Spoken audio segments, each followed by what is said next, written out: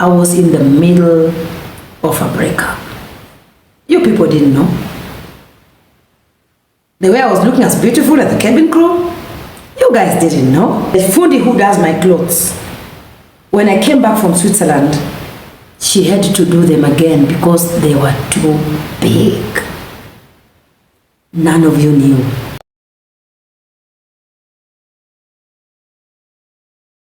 Then call. Good morning, madam. How are you? My name is so and so. I was working with certain company, but then during COVID we were retrenched. Currently, I've not been able to pay my rent. I have rent arrears. I don't have a job. So, madam, I'm asking, in any of your companies, is it possible for me to send a CV so that you can accommodate me in any of your companies? And with the rent arrears, kindly, I am willing to come and work so that you can give me some loan to offload my arrears from my salary. Unakuja na sympathy, na hapa kumekuja na watu waongo. Watu wamekuja hapa wamepiga magoti, nani waongo? Personally, as a human being, I don't even know who is who. Yeah, just, okay, cry. Off cameras, cry. But if you want to cry on my shoulders, again, just tell me, madam, allow me cry. We cry together. You cannot come to start crying, also asking for a job. You're manipulating me. That's manipulation. You are triggering my, my sympathetic, then I'll start sympathizing with you. So I don't know whether to sympathize with you or recommend you for a job when I have a range number of companies. I can simply go and ask a job for you if you don't have to work for my companies.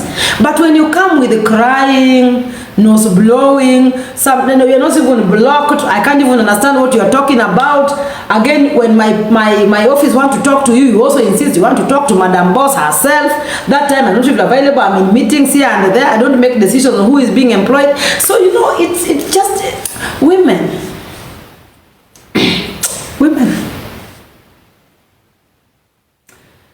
Women, we need a date.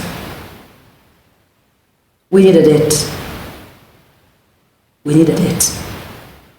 Get up, dress up, and show up. When I was launching the flight to Migori County, I was in the middle of a breakup. You people didn't know. The way I was looking as beautiful as the cabin crew, you guys didn't know. You just saw a beautiful girl running up and down, left, right, center, launching a flight, doing a speech, but deep down I was completely broken. But I could still balance on a 3-inch, suddenly drop kutoka kwa 6, ikakuja hapo kwa 3, mali naweza kubalance mom. The fundi who does my clothes, when I came back from Switzerland, she had to do them again because they were too big. None of you knew. I got up, dressed up, and showed up. Money in the pocket, tears in the handkerchief. Wewe stress, tukutane nyumbani jioni. Not sai. Nilie kwa nyumba. Nikose check yangu. Alafu na nirudi kwa hii nyumba. The pillow, we will sock the pillow when we are back. But not now. Nobody can ever take away my strength as a woman. I can cry.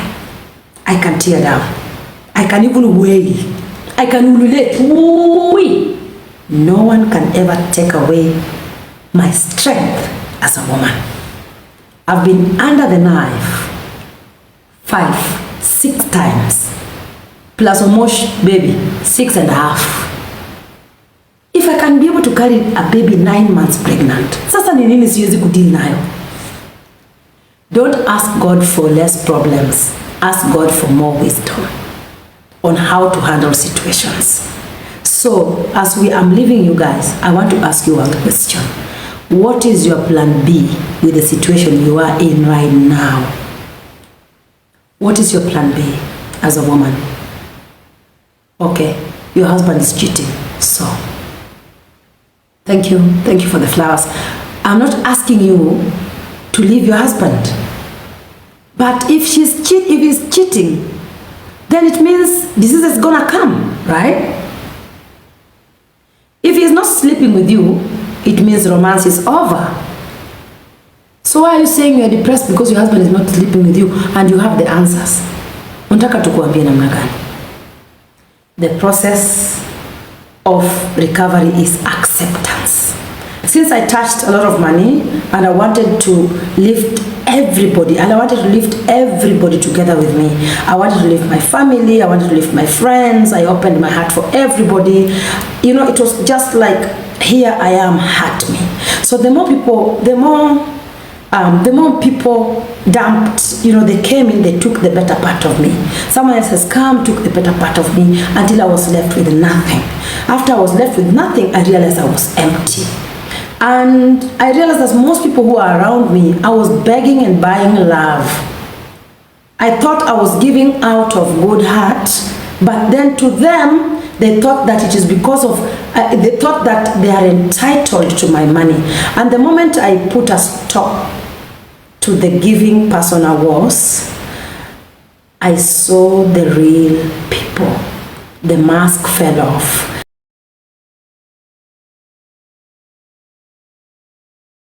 Therefore, I decided to choose my peace, and I am very peaceful, darling. When you see me dancing, that is exactly how I take care of my mental, my spiritual, my physical. I have learned, I've gone through that. When I was 20, I could handle it. When I was 30, I could handle it. When I'm 40, honey, I have no much time left. So right now, it's about me and me alone. I've gone on a roller coaster with baby daddies. Even up until now, I just came to realize that I have a narcissistic baby daddy. I never knew about narcissism until 2022, July. So you could be having a narcissistic family, you could be having a narcissistic baby daddy, baby mama. They ruin special occasions. It is your baby's birthday, they decide to turn away. It is your baby's wedding. They can even decide to tell you they are coming and then they just switch off their phones. You know, they ruin important occasion. It's called gaslighting. They want to gaslight you so that they get you out of character and you can feel just bad because they feed from hurting people. Just the other day, Baba Oyo called me and told me, you know, Papa Ojuanga said that he's not paying ticket for his son to come to Kenya. I said, no problem. The boy is not only his, the boy is ours. So I will pay the ticket for my son. You know what? He expected me to call him so that we can start the back and forth. Not at 40. Is it flight ticket, honey? No problem. Baba Oyo, kindly just pay the ticket for the two boys. I will refund the one for my son. So I learned ways of protecting my inner peace because I am tired of fighting. Oh, thank you for the flowers. And when it comes to online fighting, nowadays I don't fight with people anymore. Okay, I have fun when I reply fans because it's a give and take. But cloud chasers who want to chase with my name, just yapping and vomiting my name anyhow, I just send them a demand letter. That's all. And I'm ready to go to court with anyone who want to drag me into some nonsense because I don't belong there. When you follow me and you're my number one fan, you can realize that everything is revolving around me. I don't even look by side who is doing what, where, with who and how. It's none of my business. I have my business going on and that is what I want to put all my energy in. So today, in this month of November, I request you to follow the positive vibes. The economy is crazy. Things are coming down. Walls are coming down. Everyone, somebody called me the other day and told me, Akothee, my walls are coming down. I feel like my world is coming down. I went like, girl, some of us, our world came down a long time ago. The walls of Jericho that covered us came down a long time ago. So what has remained for us is to walk majestically on top of those debris. We pick the one we can pick and we continue building as we move on. Okay? There is very little you can do. Step aside, allow the wall to come down. It's okay. What kills most people is what people, the notion of what people will say. They are saying. Whether you like it or not, they are saying. So you are stuck in a toxic relationship because of what people will say. You are stuck in a dysfunctional marriage because of what people will say. You are stuck around your toxic family, or maybe you are the toxic one because of what people will say. You are stuck to stubborn children who keep on hurting you simply because what people will say. You are completely stuck and dying for reasons of what people will say. Honey, they are saying worse things you've never heard. The earlier you save yourself, the better. And saving yourself does not mean you're selfish. It means self-care. Self-care matters a lot. If you will die today, you will go to the grave alone. And I keep on telling you this. I've watched it. I've seen my relatives succumb to depression. I've seen people die. I've seen people go into operation rooms. They never came out. I told you I was due for operation a year ago. It was all depression.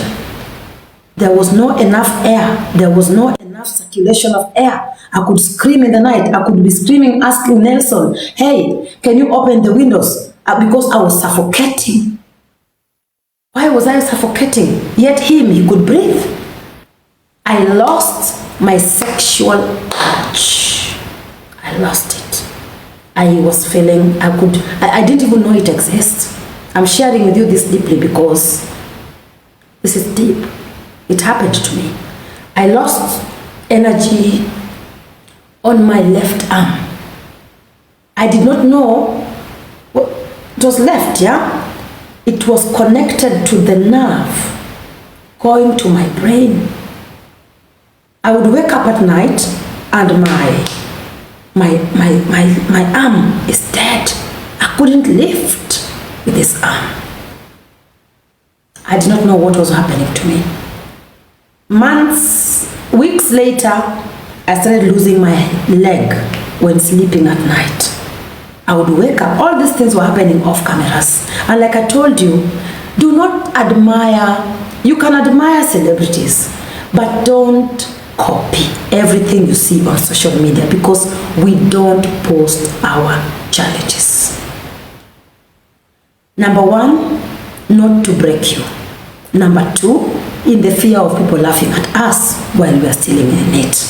That is why I had to walk out of my relationship fast, heal fast. Then I came back and broke the news to let you know that, Tugurumo. The players ended.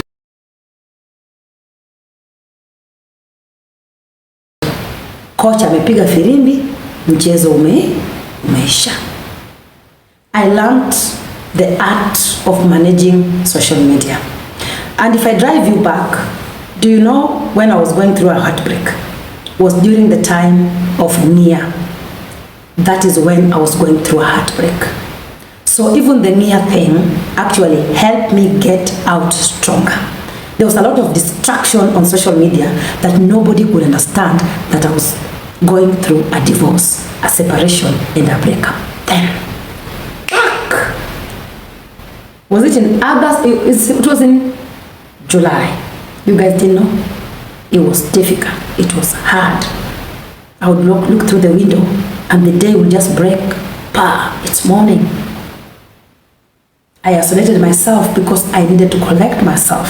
Then I woke up. I was being trolled everywhere that Nia girls have revoked my invitation. It wasn't the bishop. It was alumni. And some of the women, I know them. They cheer me on their social media pages and they're like, oh, and even that day after I posted the invitation, some of them shared it on their walls. Oh, she's coming to my school and I'm not there. I would like to be there. And then if I would tell you how the invitation of the Nia came, some of you would feel sorry for the people who pressurized. Actually, the pressure came from social media. To the bishop and then to the school. So that's the time that I was going through a very hard time. And during that time, I really needed somebody to speak to. I never spoke to anyone. Not even Nelson. I was only speaking, not even my children. I told about my children. I told my children about me walking out of the marriage after I made up my mind. It was difficult. I knew I was going to break them, but I had to do it. With my mom, it was harder. Very hard. I've embarrassed her several times. And I was like, not again.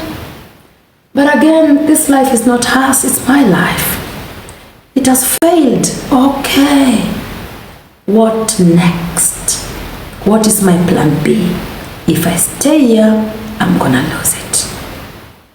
So better I speak up and get out.